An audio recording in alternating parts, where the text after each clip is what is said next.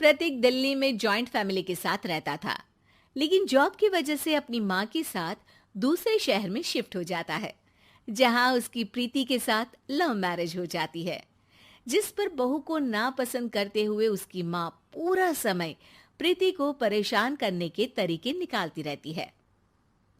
प्रीति, कहाँ हो? सुबह का नाश्ता दोपहर में खिलाओगी क्या?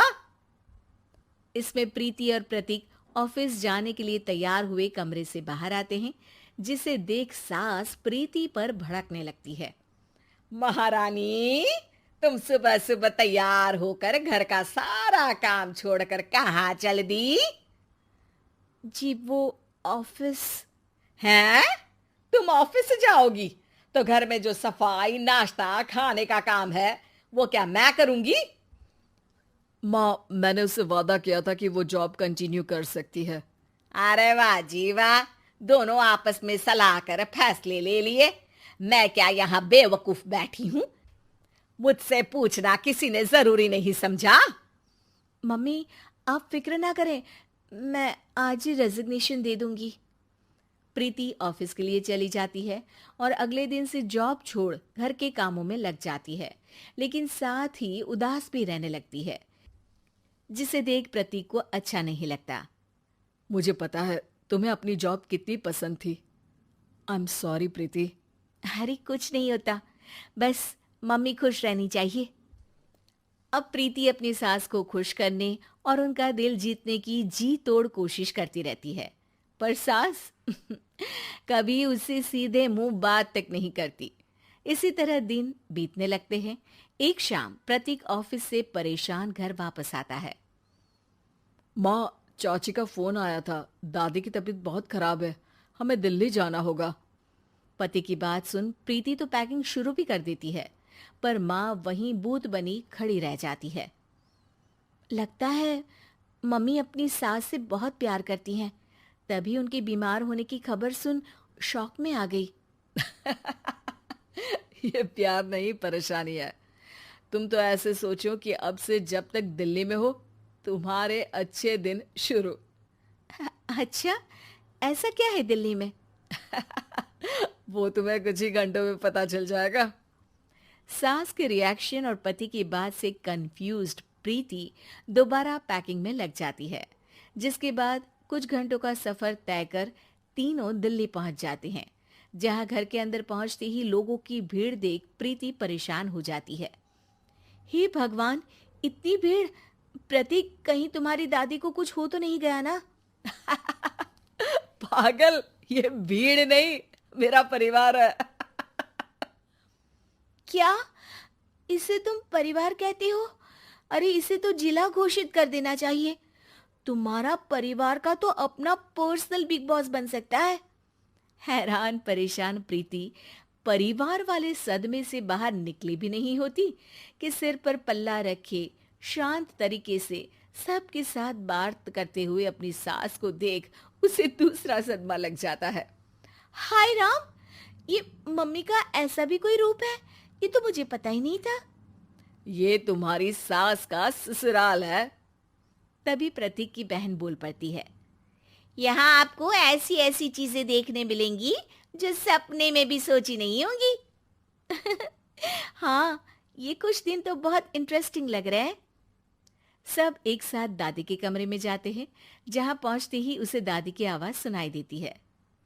क्यों रे, सास से मिलने की फुर्सत मिल गई? दूसरे शहर जाकर छूट क्या मिली? तुम तो भटकता पंछी बन गई। इतने समय में ये तक नहीं पूछा कि जिंदा भी हूं या मर गई।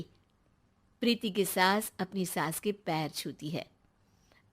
अरे कैसी बात कर रही हैं मम्मी, आपको तो मेरी उम्र भी लग जाए।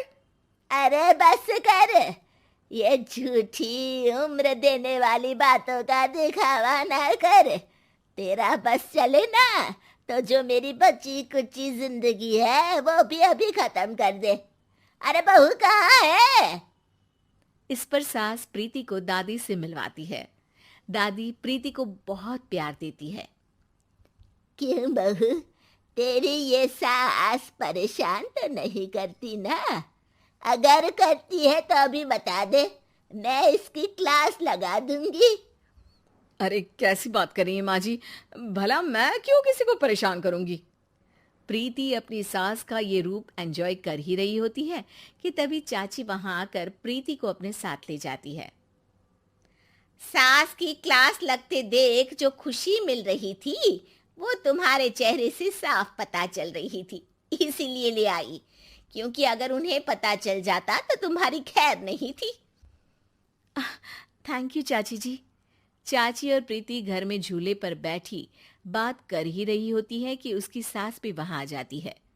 मतलब यहाँ सारा काम मैं करूं और तुम बैठी हंसी ठिठोली करो? अरे चलो जाओ खाना बनाओ। सास प्रीति को डांट कर काम करने भेज देती है, जिसे दादी देख लेती है और एक बार फिर सासू माँ की क्लास लग जाती है, जिसे पूरा परिवार मजे से खड़ा होकर देखने लगता है। क्यों रे, मैंने तुझे काम बोला और तू उस बच्ची को परेशान कर रही है। सास की कोई इज्जत रह गई है इस घर में या नहीं? यहाँ खुद की सास होते हुए भी ज्यादा बड़ी बन रही है। अब नहीं मम्मी जी, मैं तो बस थोड़ी मदद के लिए बोल रही थी। सास रसोई में जाकर काम करने लगती है और दादी प्रीति को लेकर वहां से चली जाती हैं। इसी तरह एक हफ्ता बीत जाता है, जिसमें दादी अपनी बहू को डर, इज्जत और प्यार का फर्क समझाती रहती है और प्रीति उसका मजा लेती है। वापस जाते हुए दादी प्रीति और उसकी सास दोनों को अपने पास बुलाती है।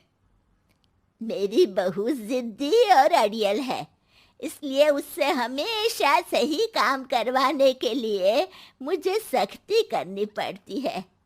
लेकिन तुम्हारी बहू अच्छी है, तेरी खुशी के लिए वो अपनी जॉब और सपने भी छोड़कर घर में बैठी है। अपनी बहू के साथ प्यार से रहो। और प्रीति, अगर अभी भी तुम्हारी सास परेशान करे ना, तो फिर तुम्हें पता चल ही गया है कि शिकायत कहाँ करनी है। जी, अपनी सास की ससुराल में उनकी सासू माँ के पास।